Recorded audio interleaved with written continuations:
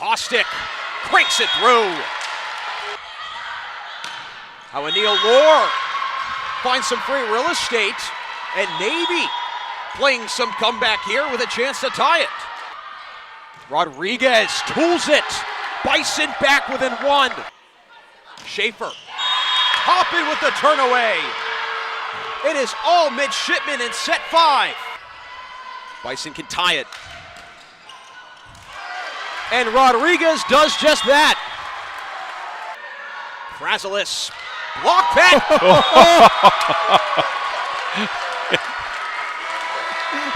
What a way to go to a media.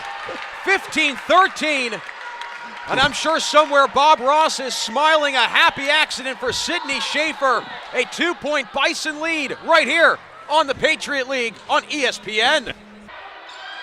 And Beche Adembo. Frazilis keeps it alive. Schaefer. Set 1 to the home team. Caustic. 9-0 run. And Bucknell takes set 1, 25-21 in comeback fashion. They talk about Bucknell last in the Patriot League in aces. Right ahead of them in 8th place is Lafayette. Looks like some of the Oompa Loompas are here from Charlie and the Chocolate Factory. Yeah. I was trying to figure out what they were. It took a second for me to recognize too. I love it though. Great coordination on the costume. Halloween weekend in full force. The Oompa Loompas have left Charlie's Chocolate Factory and have made their way to Davis Gym. Looks like we're losing the Oompa Loompas. I wonder if they have somewhere else to be. Maybe there's something's wrong at the Chocolate Factory. We've got to get back. They got to go. They probably weren't even supposed to be here on a Saturday. That could be also it. Yeah, Charlie might be mad. They played hooky from work. Quite the exit. Yes. If I was really comfortable right now, I would start singing the Oompa Loompa song, but I don't want to embarrass myself. And there is our lone Oompa Loompa, the one that got away. And then there was one. And then there was one. He's the rebellious one, the one that said, I don't care if Charlie said you got to come back.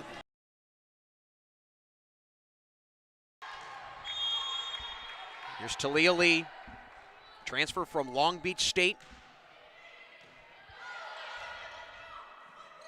Frazilis finds a small window, puts an end to the run, and again, if Bucknell can get her going, Coach, that's a great sign because, again, Frazilis missed more than a month of the season, but since coming back, she has hit 300 or better in 2 straight matches. And she's really doing a lot of the damage when she's in the rotation that puts her on the right side. Trying to help her Bison pick up a 3rd straight win. Rodriguez. Green can't force it through. And the Bison brick wall again thrown up in just enough time. And it's important that they make a stand here and close that gap again. Frazilis, a 2-time All-Patriot League performer, trying to help her Bison tie it up here in this 3rd set.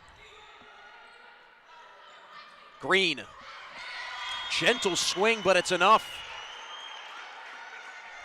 Coach, I saw something interesting about KK Green. She spent 3 years playing beach volleyball in high school. How important or how much does maybe that translate over to hard court basketball?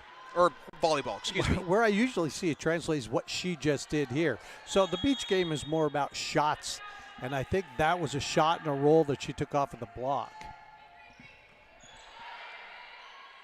Tucker fires it home. That was a nice quick swing from her. But yeah, the beach game translates in some ways. It's such a different game in others. But with this quick swing here by Tucker, that was just really quick. But the beach game will help you in some ways, and in other ways, maybe not so much. Sorensen. Bison trying to level the playing field. Caustic, she's been quiet tonight with 0 kills.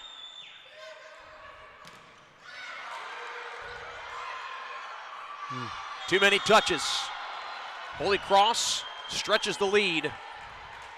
And the Crusaders trying to spoil Bucknell's chances at staying in the top 6 for the playoffs. Here's Elizabeth Hall. Schaefer. Sorensen with a ripper. Back to a 3-point advantage.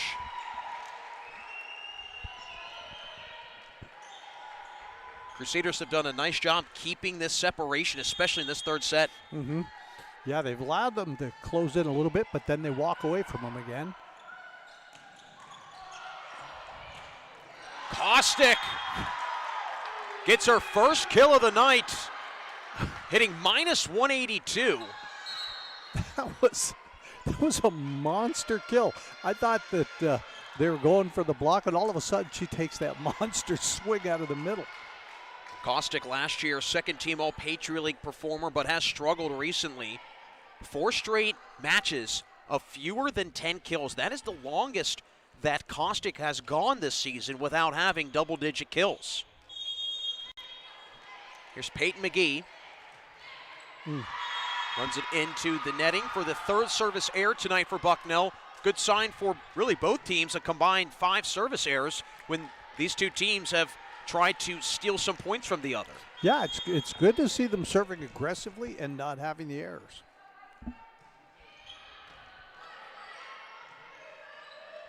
Rodriguez straight down.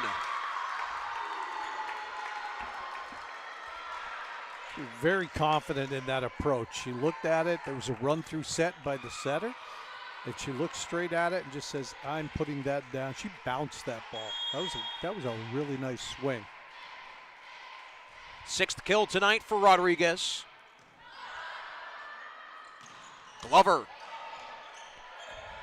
Frazilis floats it over. Sorensen smacks it home. And we talk so much, Coach, about this 3-point separation and how important it is if you are ahead to keep this breathing room, because it can be tough for the opponent to get back into it. Right. If you can win that small game inside the big game, keeping that 3-point advantage and everything above that is a plus, then odds are you're going to do well at the end of the game. Glover. There's the +1 that I was just talking about. So you have the 3 of the +1, a little bit harder. So teams that are able to string together runs like this will have a lot of success toward the end of the set, toward the ends of the match. You want to break that, or they break it themselves. Sorensen runs into netting. Well, we talked about the improvement for Bucknell from set 1 to set 2. How about Holy Cross going from 154 in set 2 to 467 as a hit percentage here in set number 3? Right, they've got Lee up front again. Here's Carney. She's been a nice spark plug off the bench this season for Bucknell. But overruns the serve and stretches the lead back up for Holy Cross to 4. That's one of those untimely errors you don't want to have. You're trying to close that gap a little bit. I understand the aggressiveness, and I appreciate what she's trying to do. Just a little bit of a misfire. Bucknell trying to dig itself out of this hole, but Holy Cross in full command, up 13-9 in set number 3. Tucker. You know, that had a point written all over it from the time of the pass. When that pass can go up and O'Connell can just stand where she's at, she has so many options, more than just the 2 hitters. She has things she could do. She has the ability to freeze the blockers and create that one-on-one. That had a point written all over it from the pass. Bison trying to chop down on this deficit further. Murphy.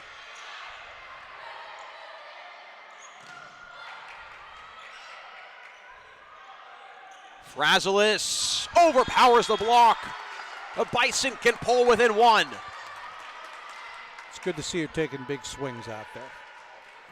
And a little discussion going on between the R2. Our R2 tonight is Stephen Federhoff. Rest of our crew, R1 Stephen Cooper, and our L1 David Atkinson, L2 Sandra Bohr. All great officials. Lee, block back. Frazilis and Tucker saying, not in our house. I think Tucker will take the stat, but it was all Frazelis on the block.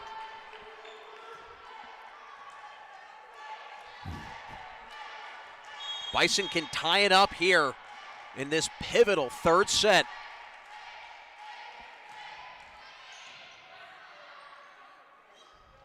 Green finds a small sliver of space. Caro thought that she had played it up, but got tucked in just a little bit lower. Yeah, I think it was off the side of her hand and her knuckle came up off the floor. Nice try, though. Sometimes you have to fake it to make it. Tucker. I was just going to say, the next thing you need to, if you really want to get them fired up again, you got to get Tucker doing her low airplane run around the bunch thing. And she has been really good, has also been so accurate, hitting 300 or better in 3 of the last 5 matches. And again, Bucknell positioned well to tie it up at 14. Murphy off the slide, clubs it through. And Caro frustrated she could not clean it up as we head to immediate timeout, 15-13. Holy Cross clinging to the lead, trying to pick up a road win here this Friday on the Patriot League on ESPN.